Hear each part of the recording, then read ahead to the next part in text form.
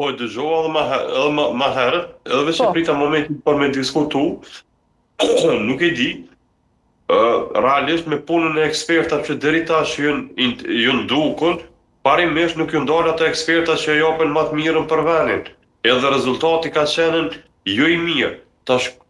ku është arsyet, nuk e di, po në rezultate definitivisht nuk në raport me dialogun me Serbinë edhe me Bashkimin Evropian nuk ju ndalëshim të përgjithshëm. Po nëse nuk gaboj, ne e dim kundërshtarën pushtet në vitin 2021,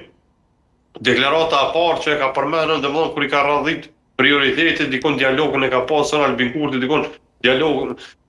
prioritetin e 10 ose 12 këtë dikon ka fundi sepse nuk e ka pas top prioritet dialogun, edhe nuk habita me këta. Po veç një gjë kisha kërku pe kryeministrit aktual sepse është fitues absolut i zgjedhjeve, mundësit i ka absolute, çka do që vendosi ka dhe mundësinë edhe infrastrukturën që spaku në raport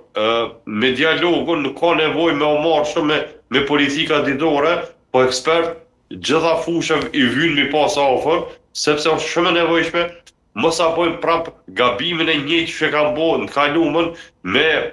kur është bërë dialogu edhe marrëveshjet me Serbinë në raport me kishat që sot e kanë pavarësinë dhe eksterritorialitetin e vet ku ne kemi mujtën